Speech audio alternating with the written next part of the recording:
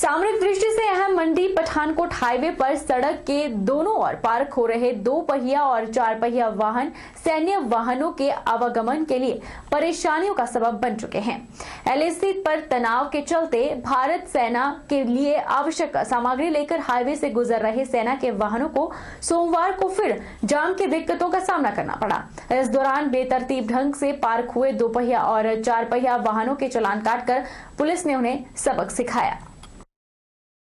पठानकोट मंडी 4 लेन परियोजना को शुरू होने को लेकर अत्यधिक देरी के कारण प्रभावितों की समस्याओं बारे नायब तहसीलदार के माध्यम से केंद्र और प्रदेश सरकार को ज्ञापन सौंपा।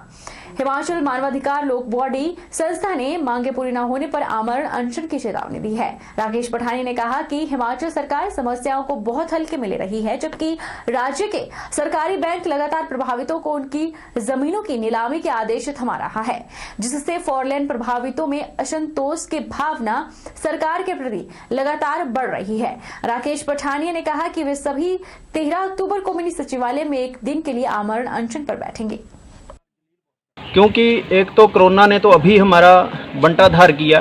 हम तो उससे पहले कोरोना जैसी महामारी, ये 4 लेन का जो परियोजना अपने समय पे शुरू ना होने के कारण हम लोग इसका दंश पहले से झेल रहे हैं। और हमने पिछले वर्ष इसी 4 लेन परियोजना को शुरू करवाने हेतु 2019 में इसी महीने में 29 अक्टूबर को एक आमरण अनशन किया था सरकार के और केंद्र सरकार के समक्ष नूरपुर चौगान मैदान में, और जो कि 17 दिन चला था। और 17 दिन बाद सरकार हमारे पास आई और हमारी जो मांगे थी वो लिखित में मानी गई, और उन्होंने हमें आश्वस्त किया कि जल्द 4 लेन का जो कार्य पठानकोट मंडी परियोजना का वो शुरू हो जाएगा। परंतु सरकार ने आज तक सिवाय हमने अखबारों में, टीवी चैनलों में, इसके अलावा हमने कुछ नहीं देखा। स्वच्छ भारत मिशन ग्रामीण के अंतर्गत विकासखंड नूरपुर की ग्राम पंचायत खेल और औंध में बैठक का आयोजन किया गया, जिसकी अध्यक्षता खंड विकास अधिकारी डॉक्टर रोहित शर्मा ने की। खेल पंचायत की प्रतिज्ञा युवक मंडल और महिला मंडल ग्राम पंचायत खेल के युवा और लोगों को ठोस कूड़ा कचरा प्रबंधन बारे जागरूक किया गया।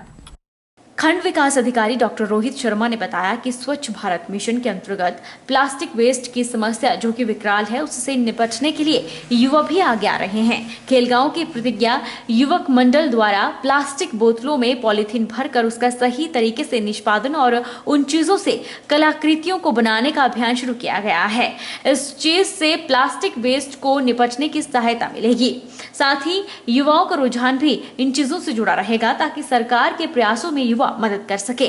डॉक्टर रोहित शर्मा ने बताया कि विकासखंड नूरपुर की औंध पंचायत में ठोस कूड़ा कचरा प्रबंधन का प्लांट बनाने की मंजूरी मिल चुकी है और निर्माण कार्य शुरू हो चुका है। आज हम सबके लिए एक खुशी की बात है कि स्वच्छ भारत मिशन के अंतर्गत प्लास्टिक वेस्ट की जो समस्या विकराल हमारे सामने हो चुकी है, उससे निपटने के लिए हमारे युवा आगे आ रहे हैं। यहाँ नूरपुर के ही प्रतिज्ञा युवा मंडल जो खेल गांव में से संबंधित है, आज वहाँ युवकों द्वारा जो प्लास्टिक वेस्ट है उसको बॉटल्स में भरकर उसका सही तरीके से निष्पादन अथवा उन चीज़ों से कलाकृतियाँ बनाने का एक अभियान शुरू किया गया है।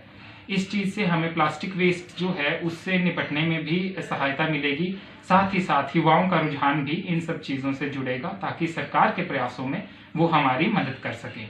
साथ ही साथ मुझे ये बताते हुए भी खुशी हो रही है कि हमारे नूरपुर जो उपमंडल है, नूरपुर जो विकास खंड है, यहाँ पर औंध जो हमारी एक पंचायत है, वहाँ पर हमें सॉलिड वेस्ट ट्रीटमेंट प्लांट, जिससे हम जो सॉलिड कचरा है, ठोस कचरे का जो निष्पादन है उसको अच्छे से कर पाएंगे, ऐसे प्लांट बनाने की मंजूरी मिल चुकी है और उस दिशा में हमने प्रयास करना प्रारंभ कर दिया है। वहाँ पर निर्माण कार्य भी जल्दी प्रारंभ हो जाएगा। हमने अपने गांव में पॉलीथीन मुक्त का अभियान शुरू किया है, जिसमें हम सारे युवा, हमारे गांव के हम सारे अपनी पूरी मेहनत करके अपने गांव को पॉलीथीन मुक्त और गंदगी से पूरा मुक्त करना चाह रहे हैं और कर भी रहे हैं, और हम आगे भी इस अभियान को अच्छी तरह पूरा करेंगे। भले ही सरकार की ओर से चलाई जा रही योजनाओं के विकास का ढिंढोरा सरकार और उसके नुमाइंदे जोरों शोरों से पीठ विकास का दम भरते हैं, लेकिन विधानसभा इंदौरा की पंचायत मोहटली वार्ड नंबर 4 में रहने वाली विधवा अमृति देवी पर यह सभी योजनाएं खोखली साबित हो रही हैं और विधवा वृद्ध महिला लोगों के घर में रहने को मजबूर है। वृद्ध महिला का कहना है कि पिछले साल पटवारी और प्रधान ने उनका घर का जायजा लिया था, लेकिन आज तक उनको उनके सपनों का आशियाना नहीं मिला है। बस दफ्तरों के चक्कर काटने ही नसीब हुए हैं। वृद्ध महिला का कहना है कि पंचायत में अब कुछ लोगों को घर आवंटित हुए हैं, लेकिन उसमें भी उनका घर नहीं आया है। अमृति देवी के परिवार में उनके पति गिरधारी लाल और 2 बेटियां थी। उनके पति का वर्ष 1984 से पहले निधन हो गया, जिस कारण वृद्ध महिला के सर पर दुखों का पहाड़ टूट गया। जिसके बाद मेहनत मजदूरी कर एक बेटी की शादी की, लेकिन 1 साल बाद ही उनकी बेटी की किसी कारण मृत्यु हो गई। वहीं वृद्ध महिला ने अपनी दूसरी बेटी की शादी भी उसी घर में कर दी। अब वृद्ध महिला घर के छत न होने के कारण दूसरों के घर में रहने को मजबूर है। इमरती देवी की सरकार से आस है कि सरकार उसके सपनों के घर के छत बना कर देगी, लेकिन कई सालों से उसको सिर्फ झूठे सपने ही देखने को मिले हैं। ਕੀ ਸਮੱਸਿਆ ਆ ਰਹੀ ਤੁਹਾਨੂੰ ਮਕਾਨ ਤੋਂ ਲੈ ਕੇ? ਇਹ ਕਮਰੇ ਦੀ ਹੈ ਨਾ ਜਾਵੇ ਕਿੰਨੇ ਚਿਰ ਹੋ ਗਿਆ ਤੁਹਾਡਾ ਮਕਾਨ ਡਿਗੇ? 2 ਸਾਲ ਹੋਈ ਆ। ਤੇ ਤੁਸੀਂ ਆਪਣੇ ਪੰਚਾਇਤ ਪ੍ਰਧਾਨ ਜਾਂ ਪਟਵਾਰੀ ਨੂੰ ਦੱਸਿਆ ਇਹਦੇ ਬਾਰੇ? ਸਾਰਿਆਂ ਨੂੰ ਦੱਸਿਆ ਹੋਇਆ। ਕੀ ਕਹਿੰਦੇ ਨਾ ਉਹ? ਸਾਰੇ ਦਿਖੀ ਜਾਂਦੇ ਆ, ਫਿਰ ਅੱਗੇ ਕਹਿੰਦੇ ਲੋਕ ਨੂੰ ਲੱਗੇ ਆ। अच्छा। शिक्षा जगत में उत्कृष्ट कार्य करने वाले उपमंडल जोगिंदरनगर के प्राध्यापकों और अध्यापकों को रोटरी क्लब के द्वारा सम्मानित किया गया। प्राध्यापकों को टोपी और स्मृति चिन्ह भेंट कर शिक्षा के क्षेत्र में उनके द्वारा किए गए कार्यों को सराहा गया। कार्यक्रम की अध्यक्षता रोटरी क्लब के पूर्व अध्यक्ष अजय ठाकुर ने की। क्लब के अध्यक्ष मेजर GS बरवाल ने सम्मान समारोह में उपस्थित शिक्षकों को उनकी सराहनीय सेवाओं के लिए सम्मानित किया।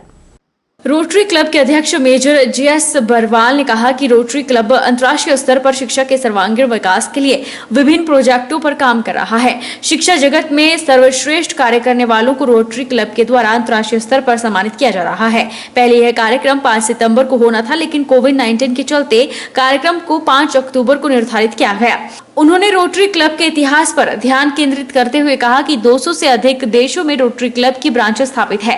अनुमानित 12 लाख से अधिक सदस्य रोटरी क्लब से जुड़े हुए हैं। अभी तक 100 से अधिक देशों से लगभग 38,000 विद्यार्थियों को उच्च स्तरीय शिक्षा क्लब के माध्यम से दिलाई जा रही है। फैकल्टी स्कॉलरशिप योजना के तहत भी लाखों डॉलर खर्च कर रोटरी क्लब शिक्षा के सर्वांगीण विकास में आगे आ रहा है। हम कुछ कर पा रहे हैं बच्चों के लिए, और इसके लिए हम प्राइज किया जा रहा है और सम्मानित किया जा रहा है। अच्छा महसूस हो रहा है, इंस्पायर्ड भी महसूस हो रहा है कि इस तरह का कुछ काम करते हैं। ज़्यादा ज़रूरी रहता है समाज के लिए, तो इसमें हम अपनी तरफ से पूरी कोशिश कर रहे हैं कि हम बच्चों के साथ ऑनलाइन ऑफलाइन जिसके माध्यम से उसे जुड़ने की कोशिश करें। वक्त चला है छोटे से ब्रेक का। ब्रेक के उस पार फौरन लौटेंगे, आप बने रहिए हमारे साथ।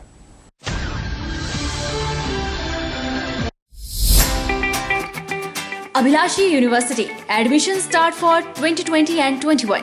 BAMS, D Pharmacy Ayurveda, BSc Honors Agriculture, Diploma in Agriculture, MSc Agriculture, D Pharmacy, B Pharmacy, M Pharmacy, BTech Computer Science and Engineering, PGDCA, MBA, MTech Civil Engineering, Mechanical Engineering, Computer Science and Engineering, 2-year Veterinary Pharmacist Training course.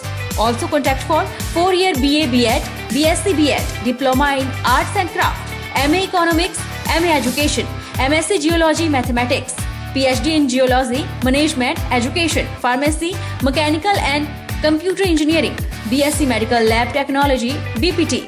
Contact for admission. Abhilashi University, Chalchowk, District Mandi, Himachal Pradesh.